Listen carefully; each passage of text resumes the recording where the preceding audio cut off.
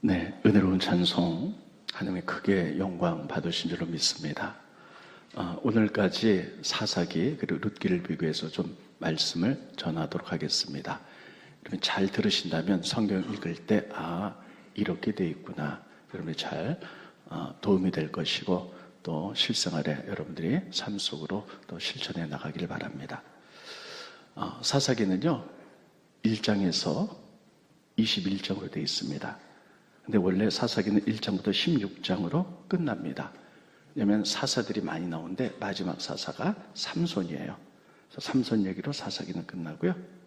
17장부터 21장까지는 부록이라고 합니다.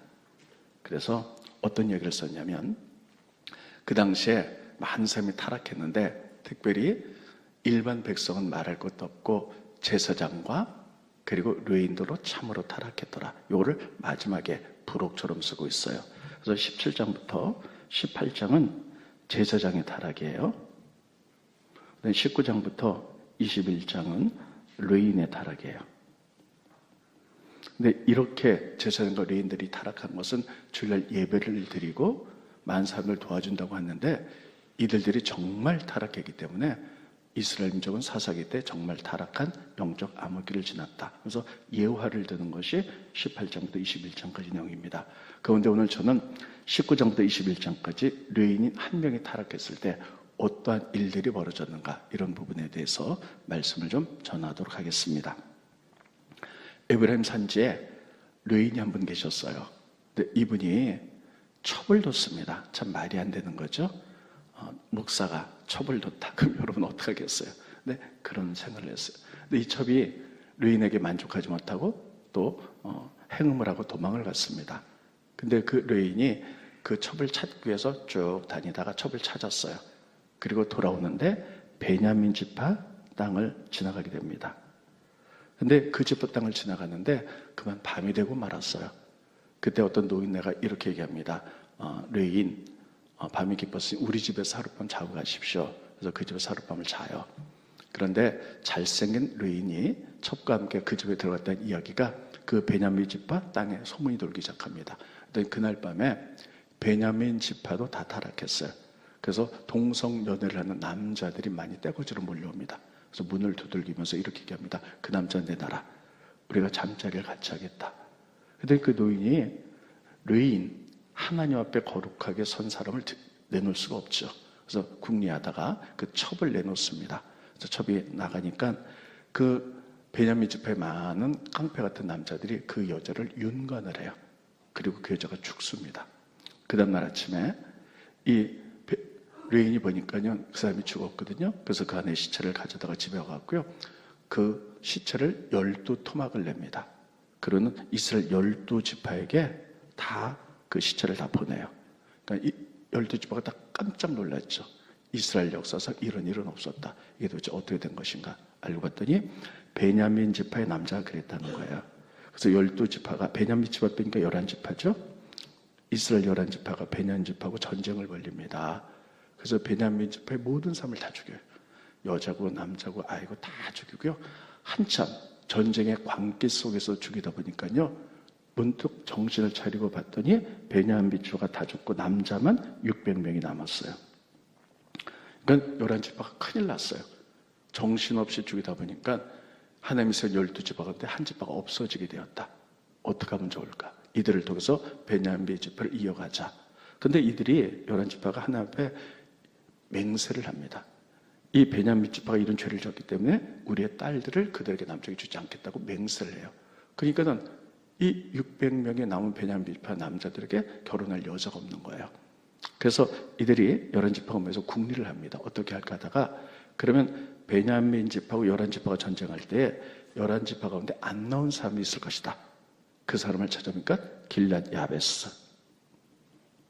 길랏 야베스. 길랏 야베스 사람들은 어디 사람이냐면요 이스라엘 나라가 우리나라가 한강을 중심으로 해서 강남, 강북 이렇게 나뉘잖아요. 요단강을 중심으로 해서 동쪽에 있는 지파 중에 하나가 길랏 야베스 사람이에요. 여기 사람들이 베냐민과 전쟁할 때 안 나왔다. 그래서 이것을 명분으로 삼아가지고요 그들을 죽입니다. 다 죽여요. 애들. 그리고 그 가운데 남자를 가까이 하지 않은 처녀만 살려라. 그래서 그 여자가 400명입니다. 다 죽이고 불태우고요. 이 400명을 베냐민과 남자들 결혼을 시켜요. 그래도 200명이 모자라잖아요. 그러니까 나머지 장로들이 모여가지고 작당을 합니다. 이스라엘 사람들이 베냐민 지파에게 딸들을 주지 않기로 했기 때문에 어떻게 할까? 그러면 조금 있으면 추수절, 많은 절기가 있는데 추수절에는 사람들이 모여서 감사하면서 춤 파티, 댄스 파티가 열어져요. 그럴 때 실로에 가면 성소이기 때문에 제사드리고 처녀들이 춤을 출 것이다. 그때 베냐민 지파 600명의 남자들이 포도밭에 숨었다가 그들이 춤을 추면 달려들어서 하나씩 데리고서 납치해가라. 그래서 그 여인들을 납치해서 200명, 그래서 600명이 다 결혼해서 베냐민 지파의 맥을 이어갔다. 이렇게 말도 안 되는 이야기들이 사사기 마지부분에 쓰여 있으면서 그렇게 했던 것은 그들이 하나님을 믿었으나 자기 소견에 옳은 대로 했기 때문이다. 스크린 보시죠. 네, 이게 사사기의 가장 마지막 장, 마지막 절입니다. 그때에 이스라엘 왕이 없었어요. 이스라엘 다스린 육적인 왕도 없었고 하나님을 믿었지만 하나님의 다스림을 받지 않았어요. 그리고 사람이 각기 자기의 소견에 옳은 대로 행하였더라. 이게 사사기의 마지막 부분입니다. 그러면 이 부분을 통해서 오늘 전 여러분에게 두 가지로 말씀 좀 전하도록 하겠습니다. 첫째, 나비 효과입니다. 나비 효과라는 말은 뭐냐면요, 아마존 정글에서 나비들이 이렇게 날개짓을 합니다. 나비들이 날개짓 할 때 그 바람이 얼마나 약하겠어요. 근데 영향을 끼치고 끼쳐가지고 이 바람이 뉴욕에 왔을 때는 회오리 바람을 일으킨다. 이게 나비 효과예요. 그게 뭐냐면 우리들이 행동하는 작은 것이라 할지라도 이것이 영향을 끼쳐서 잘못된 영향을 끼치게 되면 아주 무서운 일들이 벌어지게 될 것이고, 또 우리들이 작은 일이지만 선한 영향을 끼치면 이것들이 시간이 지나서 엄청난 열매를 맺게 될 것이다. 작은 것이 큰 결과를 갖고 온다. 이게 바로 나비 효과입니다. 여러분 오늘 본 말씀 보면요, 레인 한 사람이 문제였어요. 처벌받았죠. 여러분 그 당시에 레인들이, 거룩한들이 처벌받았던 건 그 당시 사람들은요 이걸 대수롭게 생각했어요. 아니 뭐 다 그렇게 사는데 뭐 어때? 그러니까 이게 별것도 아니고 여기서부터 모든 것이 시작됩니다. 그러니까 첩이 도망갔죠. 음행을 해서 그 여인을 잡아가지고 돌아오다가 베냐민 지파에서 그 여인이 바로 이렇게 놀라운 일들을 당하게 되고 12토막을 내고 그것 때문에 내전이 일어나서 무수한 사람들이 죽고, 그러다가 길앗 야벳 사람도 400명의 처녀 때문에 다 죽고, 이렇게 엄청난 일들이 벌어졌다. 르인 한 사람이 이러지 않았다면 이런 일들이 없었을 거예요. 근데 르인은 그 당시에 뭐 다 타락했는데 내가 쳐봐놓는 것 좀 어때? 작은 것들이 영향을 미쳐서 이스라엘 내전이 나서 엄청난 일들이 일어났다. 이게 나비 효과입니다. 그렇다면 여러분, 우리들이 말 한마디 행동 하나가 참 중요합니다. 우리가 크리스찬인 거 다 알아요. 근데 우리의 말 한마디 행동 하나가 옳고 그르게 나간다면 주변의 사람에게 영향을 끼쳐서 또 영향을 끼쳐서 우리가 좋고 훌륭한 열매들을 맺게 될 것입니다. 근데 내가 크리스찬이면서도 주일날은 예배 드려요. 근데 다 내 마음대로 살아요. 말씀대로 살아야 되는데 내 마음대로 살아서 험한 말을 하고 잘못된 행동을 하고 이렇게 된다면 영향을 끼쳐서 나쁜 열매들이 엄청나게 맺게 될 것입니다. 그래서 우리는요, 따르겠습니다. 나를 통하여, 다시요, 나를 통하여 그리스도가 드러나야 된다. 그래서 여러분, 우리가 말 한마디 행동 하나 조심하는 것이 너무너무 중요하다는 사실입니다. 여러분, 이 땅에 80억의 인구가 살아요. 근데 80억의 인구가 모두 죄인입니다. 태어날 때부터 원적에서 죄인으로 태어나요. 왜 그렇게 됐습니까? 아담 한 사람 때문이에요. 아담 한 사람이 하는 게 불순종하죠. 그래서 죄인이 됐는데 인류의 조상이잖아요. 그 사람이 낳고서 다 우리들이 되었어요. 그러니까 우리들은 태어날 때부터 아담의 원죄가 피가 흐르기 때문에 우리 모두 죄인이 됐어요. 아담이 하나님께 불순종해서 죄를 졌을 때 이런 일이 일어났을 거라고는 상상을 못했을 거예요. 그런데 이 80억 인구 가운데 정말 많은 사람들이 예수 믿고 구원받게 돼요. 그건 또 누구 때문입니까? 예수님 한 분 때문이에요. 예수님 한 분이 이 땅에 오셔서 십자가 지심으로 말미암아 우리 죄를 모두 용서하셨어요. 그래서 그것을 믿고 고백하고 영향력을 끼치고 이름으로 말미암아 정말 수십만의 수억의 사람들이 예수 믿고 거기에 이르게 된다는 것입니다.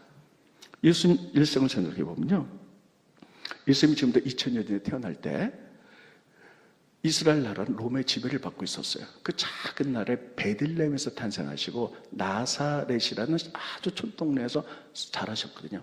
아무도 예수님을 눈여겨보지 않았어요. 그런데 그분이 메시아를 자각하시고 그 한 분으로 인하여 많은 복음을 전했을 때 12제자가 모였습니다. 그리고 스스로 제자된 바울, 이들이 예수를 믿고 그 영향력이 전 세계로 퍼져나가기 시작했어요. 그래서 바울을 통해서 복음이 유럽으로, 유럽에서 미국으로, 미국에서 한국으로, 또 남미로, 아프리카로, 아시아로 다 퍼져나가고, 그죠? 수십억의 사람들이 예수 구원받는 역사가 일어나게 되죠. 한 사람의 영향력이 이렇게 엄청나다는 것을 성경은 말해주고 있습니다. 그러므로 나 하나쯤이야 이렇게 말하지 마시고, 나 하나의 잘못된 행동, 나 하나의 바른 행동이 어떻게 파급 효과를 내는지는 여러분 우리가 보셔야 되는 겁니다. 얼마나 내 하나가 중요한지 몰라요. 저는 이 설교를 하면서 우리 교회 역사를 쭉 생각해 봤습니다. 지금은 중국 선교가 우리가 시진핑 정부 때문에 단절됐지만 우리가 처음에 중국 선교에 대해서 관심을 가졌어요. 우리 교회가. 그래서 우리 교회가 그동안 오랫동안 한 것은요, 중국의 교회를 세우는 일들을 했죠. 그래서 여러분들이 10,000원, 20,000원, 100,000원 헌금한 것들이 중국으로 갔고, 여러분 새벽마다 기도했던 것들이 중국에 가서, 중국에 우리가 세운 교회가 약 48교회, 한 50교회가 되는데 그 교회가 또 부흥하면 또 지교회를 만들어서 거의 60개의 교회를 우리가 세웠습니다. 그 60개의 교회가 중국 전체에 퍼지게 됐고요. 이걸 그냥 두지 않고 우리가 6개 지방으로 묶었어요. 10개씩, 10개 교회씩 6개 묶어서 다 지방회를 만드는 게 감리교 조직이죠. 그래서 감리사를 만들었고 모여서 지금 연회가 됐을 겁니다. 그러니까 여러분 우리가 기독교 대한감리에 있듯이 마찬가지로 기독교 중국 감리교회를 우리 교회를 중심으로 만들어줬다는 거예요. 이 엄청난 역사. 여러분들은 중국 선교 10,000원, 20,000원 헌금하고 기도했던 걸 잊어버렸을지 몰라요. 근데 이것들이 영향을 끼쳐서 이렇게 엄청난 일들이 벌어졌는데요. 지금 시진핑 정부가 선교사를 다 내쫓았기 때문에 우린 다 나왔어요. 그래서 중국 선교 단절됐지만 이들은 계속해서 계속 교세를 확장시키고 더 많은 교회들이 만들어졌을 것이고 더 많은 일들이 벌어졌을 거예요. 그들을 통하여 여러분 과학자도 나올 것이고 또 그들을 통하여 기업인도 나올 것이고 국회의원도 나올 것이고 많은 사람이 나오게 될 거예요. 그 파급 효과는 말할 수도 없어요. 이게 바로 나비 효과라는 것이에요. 우리가 중국 선교가 끝난 다음에 그럼 우리가 어떤 일을 할까 생각을 하다가 난민을 생각하게 되었습니다. 난민 문제는 앞으로 굉장히 좋은 문제가 될 겁니다. 우리가 그동안에 이제 대통령 문제 때문에 너무 정신없이 보내느라고 기후변화, 여름이 오고 있다는 사실을 깜빡 잊어버리고 있었어요. 근데 여러분 이제 여름으로 접어듭니다. 그런데 올해 얼마나 큰 또 비 피해가 일어나고 뭐 이런 일이 일어날지 우리가 헤아릴 수는 없지요. 근데 분명한 것은요, 지금 남미에 이렇게 높은 산들이 눈이 있는데요, 지난 겨울 동안에 그 눈이 다 녹았다는 거예요. 근데 이게 여름에 녹아야 되거든요. 여름에 녹아서 그 눈 녹은 물이 줄줄 흘러가지고 강이 되고 그 물을 통해서 농사를 지어야 되는데 다 녹았다는 거예요. 그럼 여름에 물이 없어요. 물이 없으면 어떻게 되냐? 땅이 다 갈라지고 가뭄이 들어서 농사를 지을 수 없어요. 그러면 식량 전쟁이 벌어지고 식량 때문에 난민들이 생기고 이게 비단 난민 문제뿐만 아니라 전 세계적으로 확산될, 그래서 이 난민의 문제는 굉장히 앞으로도 중요하게 작용하게 될 것입니다.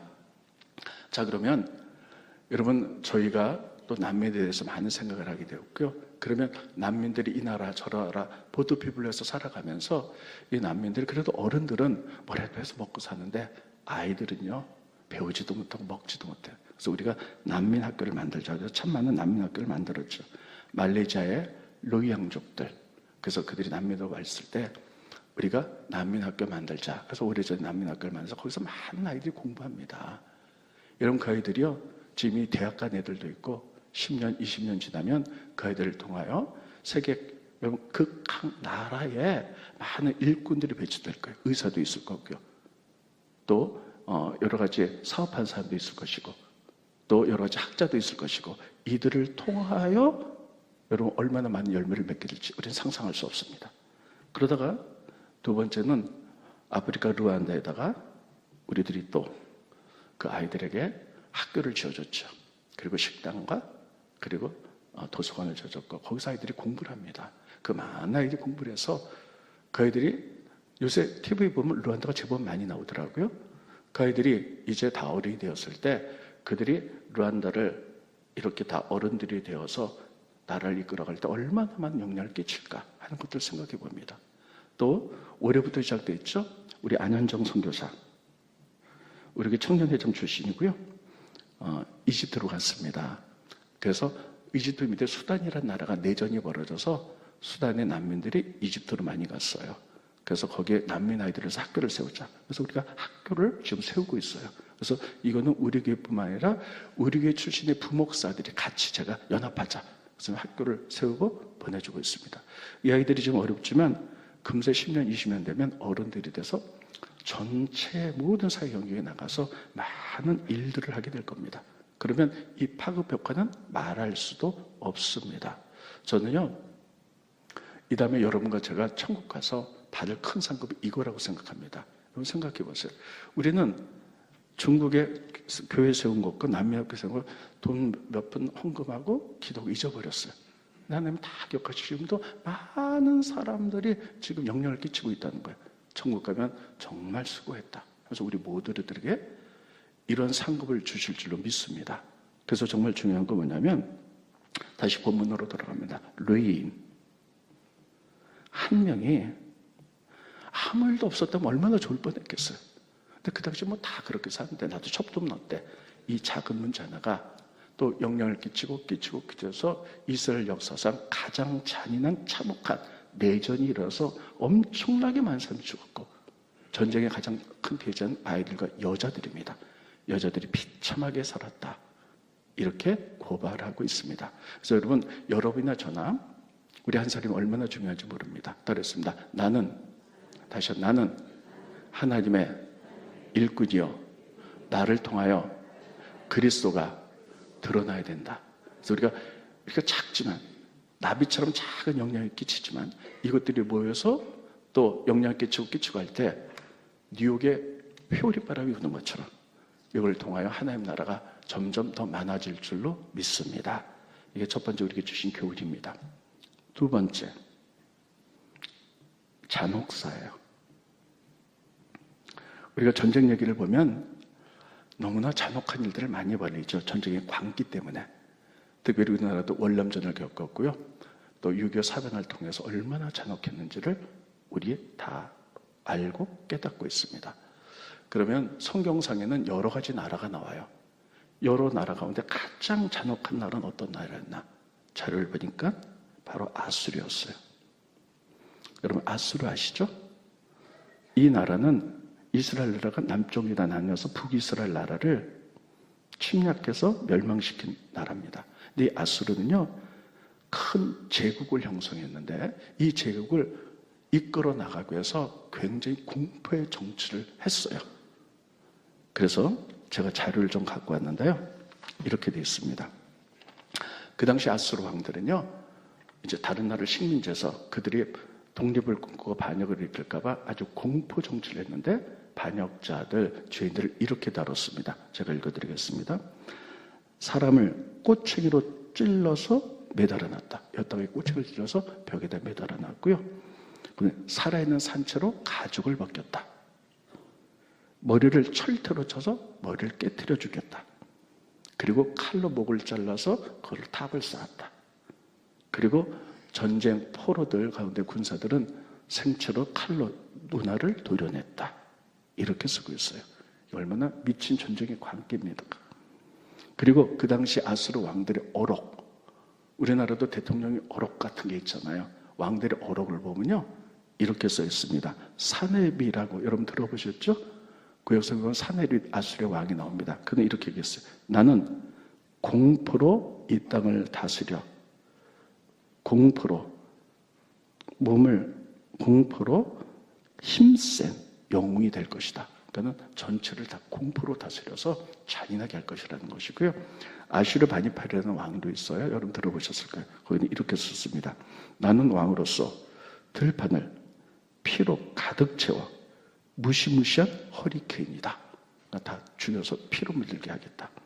그리고 그들의 왕들의 기념비가 있습니다. 거긴 어떻게 써있냐면 모든 왕들이 아수르라는 제국을 이끌어가기 위해서 그들이 했던 것들이 기록되어 있어요. 이렇게 써 있습니다. 나는 상대편 나라의 귀족들을 산채로 껍데기를 벗겼고 3,000명 포로를 불태워 죽였고 전쟁 포로들을 손과 발, 코와 귀를 자르고 병사들은 눈을 도려냈다. 그리고 처녀들은 산채로 통째로 구워버렸다. 이렇게 쓰고 있어요. 여러분, 이게 얼마나 잔인합니까? 이게 잔혹사라 그러거든요. 그래서 하나님은요, 이들은, 아수르는 하나님을 믿지 않았어요. 근데도 하나님은 이들이 잔인함을 보고 그냥 두지 않았죠. 그래서 이들을 심판했는데, 그래서 이들이 이 땅에서 없어졌는데요. 이들이 무엇으로 심판받았냐? 물로 심판받았어요. 그래서 이 잔인한 아수르가 심판받은 예언한 게 나훔이라는 성경입니다.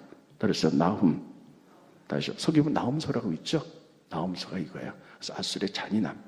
그래서 나오는 하나님이 물로 너희를 심판할 것이다. 스크린 보십니다. 두 군데 나옵니다. 나훔서 1장 8절. 그가 범람하는 물로 그것을 진멸하시고 자기 대적들을 흑암으로 쫓아내시고 물로 다 심판하겠다. 또 보겠습니다. 2장 8절이죠. 나오면서 넘겨주시고요. 2장 6절이군요. 강들의 수문이 열리고 왕궁이 소멸되며 그래서 어떤 일이 벌어졌냐. 하나님이 엄청난 비를 내리셨어요. 그래서 강물이 쏟아지면서 토사들이 아수르 전체를 다 덮어버리고 말았습니다. 그래서 아수르 제국 자체가 없어졌어요. 그래서 지금부터 150년 전쯤에 150년 전쯤에요. 많은 고고학자들이 분명히 성경에 아수르라는 제국이 있었는데 흔적이 없는 거예요. 그래서 이들이 어떻게 됐을까 하다가 성경 나훔서를 보면서 발견했습니다. 아, 홍수로 토사에 다 파묻혔겠구나. 그래서 아수르가 있는 곳이라는 곳을 걷다가요 땅을 파기 시작했어요. 지하 6m를 파니까 아수르 문명이 거기서 다 드러나기 시작했습니다. 이래가지고 물로 심판을 받았죠. 근데 이들은요, 이렇게 잔혹한 것은 하나님을 믿지 않았기 때문에 그럴 수 있어요. 근데 문제는 사사기에 보면 하나님을 믿는 사람들도 말씀대로 살지 않고 자기 뜻대로 살았을 때 너무너무 잔인했더라고. 성경이 사사기 오늘 본 말씀을 그렇게 기록하고 있습니다. 그렇게 기록한 것은 이스라엘이 이제 가나안 땅에 들어갔는데 가나안 사람들도 행하지 않는 그런 악한 것들을 행했다. 그래서 잔혹사다 이렇게 부릅니다. 저는 오늘 본 말씀을 우리 몇 절을 봐가면서요 어떻게 했는지 좀 다시 한번 보도록 하겠습니다. 스크린 보십니다. 사사기 19장 1절로 2절 보면 이스라엘 왕이 없을 때에, 그러니까 그들이 하나님 믿었는데 하나님의 왕이라서 다스리자 하나님 뜻대로 안 살았어요. 육신의 왕도 없었어요. 그때에 에브라임 산지 구석에 거주하는 어떤 레인이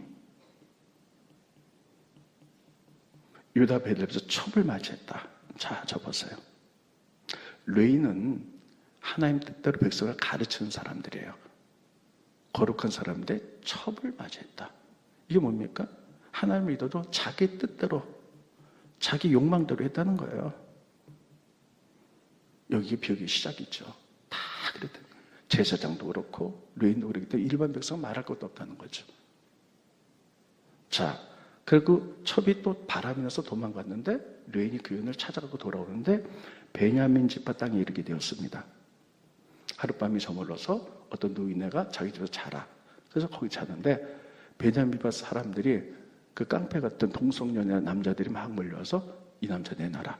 우리가 동성연애 하겠다. 이렇게 말하죠. 스크린 보십니다. 사사기 19장에 보면 그들이 마음을 즐겁게 할 때에, 그러니까 노인네하고 그 레인과 첩이 음식을 먹고 즐거워할 때에 그 성의 불량배들이 그 집을 에워싸고 문을 두들기며 집주인 노인에게 말하여 이르되 내 집에 들어온 사람을 끌어내라. 우리가 그와 관계하리라. 관계한다는 것은 육체적인 관계, 성적인 접촉을 하겠다. 동성연애 했다는 거죠. 여러분, 이러니까 뭐 그렇게 할 수가 없잖아요. 그래서 그러니까 이것도 통해서 베냐민 지파도 하나님 믿었던 사람이에요. 근데 자기 뜻대로 욕망이 다 살아가는 거예요. 엄청난 일들이 벌어졌고요. 그러니까 레인을 내놓을 수가 없으니까 첩을 내놓죠. 여러분, 이게 말이 됩니까? 보통 남자라면 생명의 위협이 있을 때 아내하고 자녀를 지키는 게 남자의 도리입니다. 근데 자기 살자고 첩을 내놓는 거예요. 하나님 믿지만 희생 이런 거 아무것도 없어요. 욕망만 살아 움직인 때였어요. 그랬더니 이 남자들이 첩을 밤새 윤건해서 얼마나 고통을 냈으면 죽었어요. 그러면 이 레인이 어떻게 했냐? 그 첩을 집으로 데려서 12토막을 냅니다. 분노 때문이죠. 스크린 보십니다. 그 집에 일어서는 칼을 가지고 자기 첩에 시체를 거두어 그 마디를 찍어 12덩이에 나누고 그것을 이스라엘 사방에 두루 보냈다. 여러분, 이것도 마찬가지입니다. 이스라엘 나라는 법이 있어요. 법이 없는 나라는 없지요. 그러면 자기 첩이 그렇게 당했다, 이런 일을 당했다 그러면 법에 호소해야 되잖아요. 제가 지난주에 룻기를 여러분과 공부하면서 꼭 기억하라 그랬죠. 룻기도 사사기 시대 때인데 성문 입구에 항상 장로들이 모여 있어요. 그럼 거기서 재판을 해요. 법이 있던 시대예요. 그러면 레인이 너무 이거 말도 안 되고 분노 속에 있다면요, 재판을 걸으면 돼요. 장로에게 얘기해가지고 이거 좀 해결해달라. 그럼 공의와 정의로 나가게 되었을 거예요. 그런데 하나님의 법보다는요, 분노 때문에 자기가 복수하려고 했던 거예요. 여러분, 자기 첩을 어떻게 12토막을 냅니까? 이건 시체 훼손이에요. 큰 범죄죠. 아무튼 전부 다 이 행동 하나하나가 하나님 믿으면서 자기 욕망대로, 자기 쾌락대로, 자기 뜻대로 다 행하는 거예요. 그래서 이 엄청난 일들이 벌어지는 거예요. 그래가지고 그 사람들이 모여가지고 이건 기가 막히니까 이방인에게도 없는 일들이 하나님 주신 가나안 땅에서 일어났다는 거죠. 그래서 베냐민 지파 빼고 11지파가 베냐민과 전쟁을 합니다. 그래서 어떡하냐? 다 죽여요. 이게 다 사람 죽일 일입니까? 애기도 죽이고 여자도 죽이고 다 죽여요. 그리고 도망간 600명의 남자만 살아남습니다. 스크린 보십니다. 이날에 베냐민 사람으로서 칼을 빼는 자가 엎드려진 것이요, 모두 25,000명이 다 용사였더라. 베냐민 사람 600명이 돌이켜 광야로 도망하여 림몬 바위에 이르러 거기에 넉 달 동안 지냈다니. 그러니까 요 사람만 살아남은 거예요. 네, 그 다음에 이스라엘 사람이 베냐민 자손에게로 돌아와서 온 성읍, 가축, 만나는 자를 다 칼날로 치고, 그리고 닥친 대로 성읍은 모두 불살렸더라. 이건 이성 있는 행동이 아니고요, 이건 전쟁에 광기에 미친 행동이에요. 막 정신없이 다 죽이는 거예요. 다 동족애 같은 하나님 믿는 사람이에요. 근데 한 사람의 잘못으로 이게 이렇게 확산돼 나가고 이렇게 잔인한 게, 하나님 믿었지만 말씀대로 안 살았을 때, 자기 들었을 때 이런 일이 벌어졌다는 거예요. 그래서 한참 하다 보니까요, 600명을 날고 다 죽었어요. 다 불태워버렸어요. 그러니까 그때서야 정신을 차리는 거죠. 우리가 지금 무슨 일을 하는 거냐. 그러면 베냐민 지파가 없어지게 생겼다. 그럼 이 600명 가지고 어떻게 베냐민을 살려야 되겠다. 다 남자니까 여자들을 결혼시키자. 그런데 그들이 이 전쟁을 하면서 하나님께 뭐라고 약속했냐면, 베냐민 저 나쁜 놈들, 그래서 우리 딸들을 베냐민 지파에 주지 않겠다, 이렇게 맹세를 한 거예요. 스크린 보십니다. 이스라엘 사람들이 미스바에서 맹세에 이르기를 우리 중에 누구든지 딸을 베냐민 사람에게 아내로 주지 아니하리라 하였더라. 또 맹세를 해갖고요, 400명에게 아내를 줄 사람이 없는 거예요. 그러니까 이들이 큰일 났어, 이거 어떡하지 하다가 악한 궁리를 냅니다. 야, 어떡할까? 그래, 그러면 11지파가 베냐민 지파하고 전쟁할 때 전쟁에 참여하지 않은 지파가 사람들이 있을 것이다. 그러니까 길앗 야베스. 오늘 본 말씀입니다.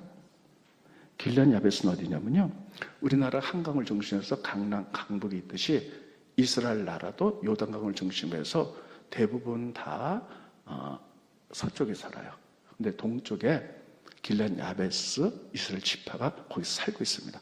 얘네들이 전쟁에 참석 안 했어. 그럼 어떡합니까? 왜 참석 안 해서 따지고 뭐 벌금을 물겠는데 좀 이럴 수 있잖아요. 그러면 얘네들을 처녀들을 잡아서 이 600명에게 아내로 주기 위해서 쳐들어가서요, 길앗 야베스 사람을 다 죽여요. 애기도 죽이고 여자도 죽이고 다 죽이고요, 처녀들만 살려냅니다. 무슨 무엇일까요? 백성을 계수할 때에 야베스 길앗 주민이 하나도 거기 없었음, 전쟁에 참여했음을 보았습니다. 회중이 큰 용사 12,000명을 그리로 보내며 그들에게 명령을 이르되 가서 야베스 길앗 주민과 부녀와 어린아이를 칼날로 치라. 잡으세요. 그 전쟁에 참여 안 했다고? 이건 좀 미친 짓이잖아요. 여자들과 애들까지 다 죽이는 거예요. 치라. 너희가 행할 일은 모든 남자 및 남자와 잔 여자를 진멸에 받을 것이라 하였더라. 그래서 처녀만 구별해라. 처녀가 400명이었어요.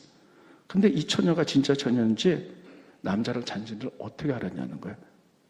그럼 보시죠. 그들이 야베스 길앗 주민 중에서 젊은 처녀 400명을 얻었으니 이는 아직 남자 동침한 일이 없어 남자를 알지 못한 자라. 그들을 실로 진영으로 데려오니 이곳은 가나안 땅이더라. 그래서 400명. 여러분 생각해 보세요. 길앗 야베스가 전쟁에 참여 안 했다고요? 그들이 죽일 한들의 명도 없는데 다 죽이는 거예요. 그리고 처녀 400명만 살려라. 근데 이 처녀가 남자랑 자지 않아야 된다? 근데 여러분, 남자랑 잤는지 안 잤는지 어떻게 하냐는 거예요. 그래서 학자들이 이것을 이렇게 해석합니다. 처녀인지 아닌지 했을 것이다. 이렇게 몸을 수색했을 것이다. 그래갖고요, 여러분 처녀를 다 세워놓고 목에 칼을 들여놓고 검사를 하는 거예요. 몸에 손을 대고. 그래서 처녀가 아닌 자는 그 자리에 죽여버려요. 어떻게 했는지 모르겠지만 처녀 검사했고 400명이 600명 가운데 400명과 결혼을 합니다. 전 이거 보면서요, 이들이 제정신으로 살았을까 하는 겁니다. 이거는 전부 다 미친 짓이에요. 베냐민 지파의 남은 자 600명 보세요. 그들이 보는 눈앞에서 같은 동족들이 다 죽였어요.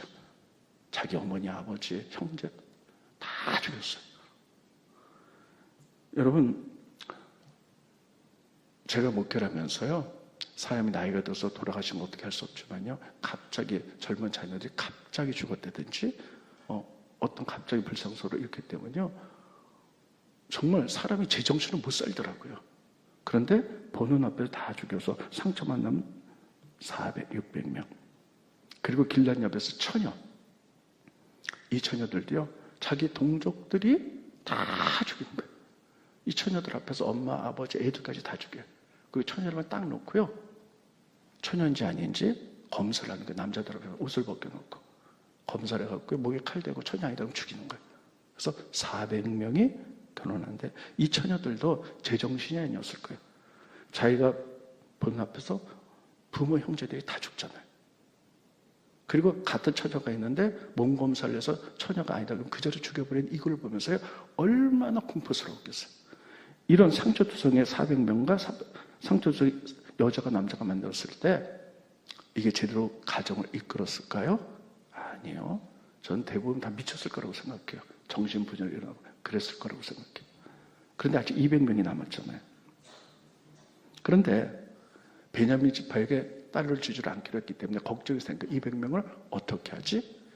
그래서 7번째로 장로들이 몰래 여러분 야합을 해갖고요, 잘못된 결정을 합니다. 어떻게 하냐면 자기네끼리 슥슥 해갖고요, 이렇게 합니다. 베냐민 지파 200명을 불러요. 조금 있으면 이스라엘 절기다. 아마 추수절인 것 같아요. 그럼 실로가 성막이 실로가 그 당시 성막이 있었는데 실로가 성소였기 때문에 거기 처녀들이 가면서 추수감사절 축제를 벌여서 춤을 출 것이다. 200명은 포도밭에 이렇게 숨어 있다가 마음에 드는 처녀 있으면 납치해가라. 그래서 너희 아내로 삼으라. 그렇게 합니다. 이거는 납치고 인신매매예요. 스크린 보십니다. 회중의 장로들이 백성들이 다 말하면 안 되니까요. 장로들이 모여서 악한 꾀를 내는 거예요. 이르되 베냐민의 여인이 다 멸절됐으니 이제 그 남은 자들에게 어떻게 하여 아내를 얻게 할까 하다가 넘겨주시고요. 또 스크린 보여주세요. 또 이르되 보라 쭉 보면 밑에 부분에 매년 실로에 매년 여호와의 명절이 있도다 하고 베냐민 자손들에게 명령하여 이르되 200명에 이르되 가서 포도원에 숨어 있다가 보다가 실로의 여자들이 춤을 추러 나오거든 너희는 포도원에서 나와서 실로의 딸들 중에서 각각 하나씩 붙들어 가지고 자기 아내로 삼아 베냐민 땅으로 돌아가라. 여러분 이들도 제대로 살았을까요? 오늘 처녀가 자기가 사랑하는 사람도 있을 수 있어요.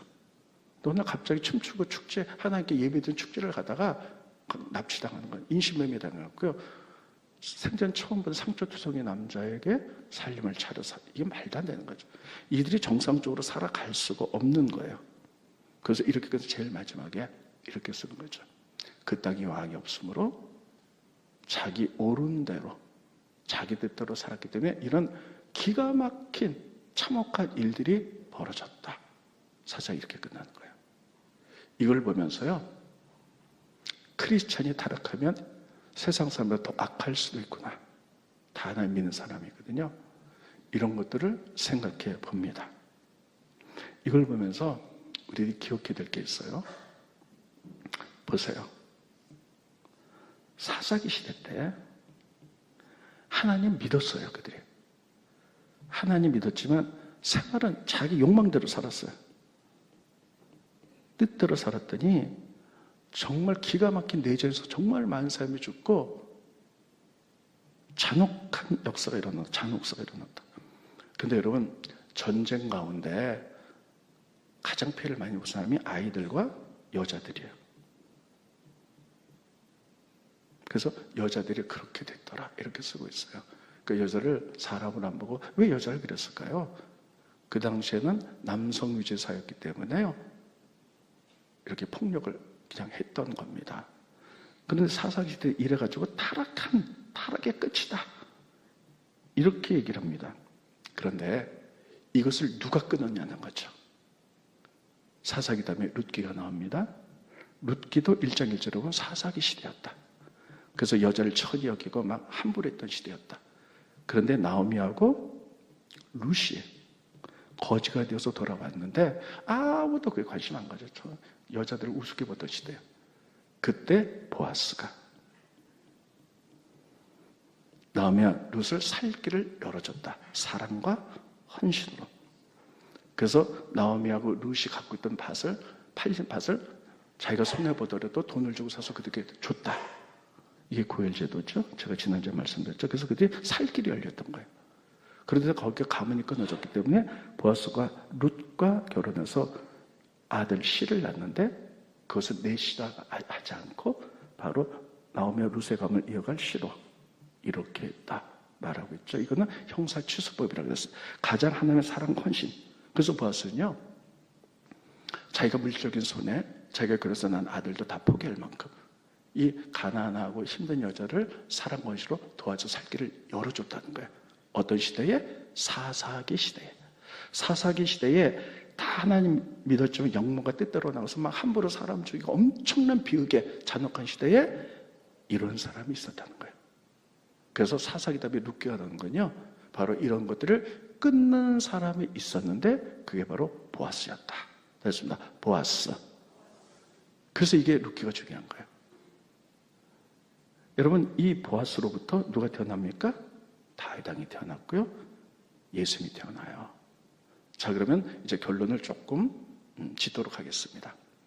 자 이들은 하나님이 선택한 이스라엘 민족은요. 하나님이 선택한 제사장 국가예요. 제사국가 뭡니까? 말씀을 통해서 바른 삶을 살아야 돼. 그래서 희생과 사랑으로 해가지고 세상의 모든 사람들을 변화시킬 그런 의미가 있는 거예요. 그래서 하나님은 이스라엘 민족을 만들기 위해서 제일 먼저 믿음의 조상 아브라함을 부르셨어요. 그래서 뭐라고 얘기했냐면, 아브라함아, 너는 너희 자손들을 통해서 민족이 태어날 거야. 이스라엘 민족이 될 것이다. 너를 선택한 이유는 너희 민족은 말씀대로 살아서 공의와 정의를 행하라. 따르습니다. 공의, 정의, 따르습니다. 말씀대로서 이렇게 살아서 너희가 공의와 정의가 무엇인지를 하고 주변 모든 나라에게 알리는 축복의 통로되라. 이렇게 말씀하셨어요. 스크립트입니다. 창세기 보면요, 아브라함은 강대한 나라가 되고 천하 만민은 그로 말미암아 복을 받을 것이 될 것이 아니냐. 내가 아브라함으로 그 자식과 권속에게 명하여, 아브라함이 낳고 해서 이스라엘 민족이 되잖아요. 명령하여 여호와의 도를 지켜, 말씀을 지켜 의와 공의, 정의와 공의를 행하라고 내가 그를 택하였다는 거예요. 이게 하나님의 뜻이었어요. 그래서 그들이 하나님을 잘 섬기죠. 근데 사사기 시대에 돌아왔고요, 하나님을 믿었지만 하나님 말씀을 안 살았고 다 타락해서 자기 욕망대로 다 이렇게 살았다는 거예요. 그래서 아주 잔혹한 타락한 어둠의 시기가 사사기 시대에 왔다는 거예요. 그래서 함부로 막 다 죽이고 막 여자들을 수치스럽게 다 이렇게 만들고, 근데 같은 사사기 시대 때 그 하나님의 마음을 이해하고 사랑과 자비로 끊어낸 사람이 있었는데 보아스였다는 거예요. 이게 룻기입니다.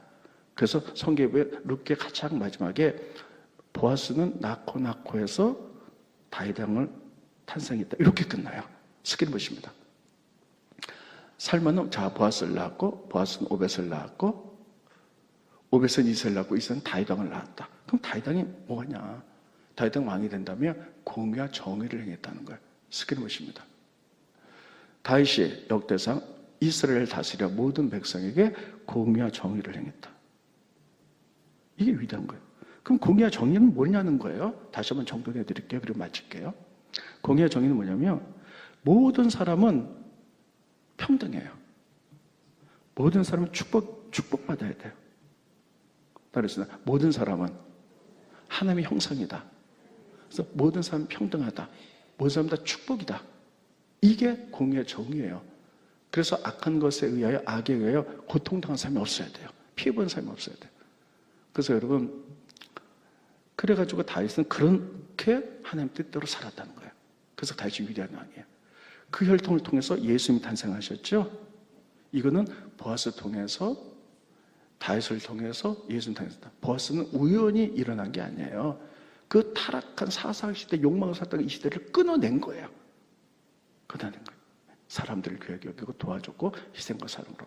그 족보를 통해 다윗이 태어나서 왕이 돼서 공의와 정의를 행했고, 그 족보를 통해서 예수님이 탄생해서 이렇게 됐다는 거예요. 여러분, 예수님이 이 땅에 오셨어요. 정말 모든 사람을 다 귀하게 여겼어요. 그래서 모든 사람을 위하여 피 흘려 돌아가셨어요. 우리나라 보겠습니다. 결론입니다. 복음 들은 지 120년이 됩니다. 120년 전에 미국의 선교사가 인천에 첫 발걸음을 내디면서 우리나라를 이렇게 평가했습니다. 풀 한 폭이 제대로 자라지 못하는 어둠의 땅, 이게 한국이었어요. 그때는 남존여비가 있었고요. 여러분, 여자들은 사람 취급을 받지를 못했어요. 그리고 양반과 상놈이 있었고요. 굉장히 계급이 있었고, 굉장히 그런 나라였죠. 그래서 풀 한 폭이 제대로 자라지 못하는 어둠의 땅이 한국이었다. 선교사 이렇게 표현합니다.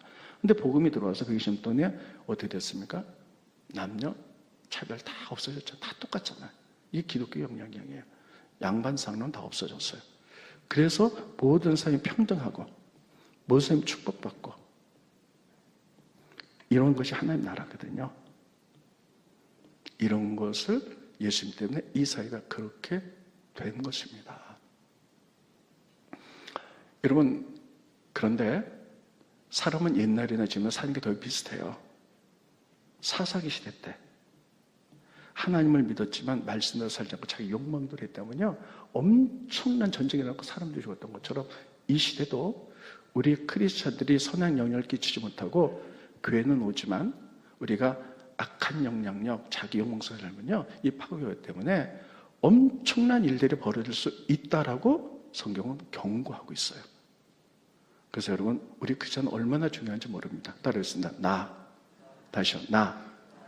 하나님 여러분과 저를 부르신 이유는 뭡니까? 첫째, 있으면서 구원받아. 그래, 천국에 소망 가는 거. 두 번째, 말씀대로 살아가는 거예요. 하나님의 말씀은 사랑과 헌신이에요. 그래서 장애인들도 우리가 함부로 대해서는 안 돼요. 요즘 다 그렇진 않죠.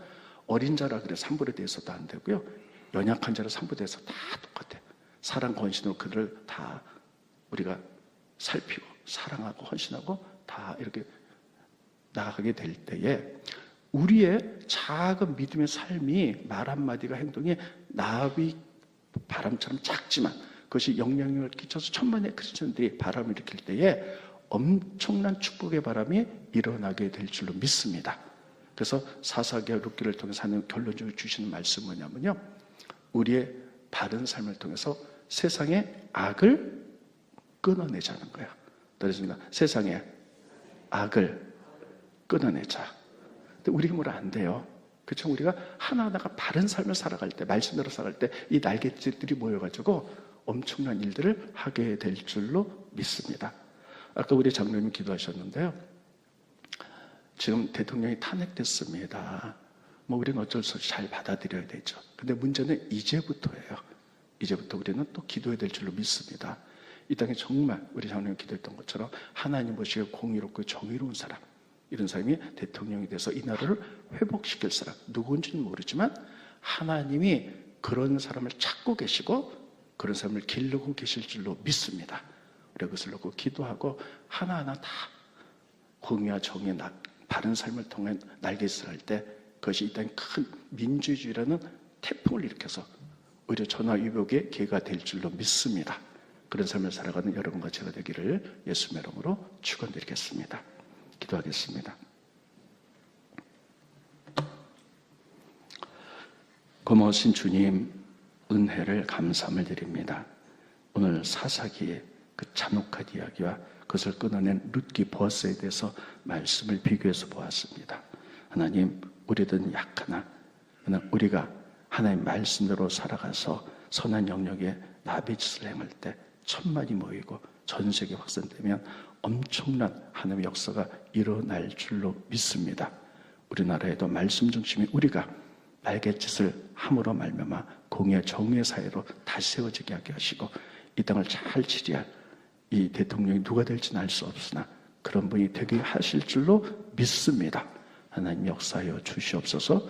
우리는 하나님의 손을 바라보고 또 하나님의 이제 얼굴을 바라보며 기도할 때 하나님의 친히 역사하셔서 우리나라가 회복될 수 있도록 도와주시옵소서. 예수님의 이름으로 기도합나이다. 아멘.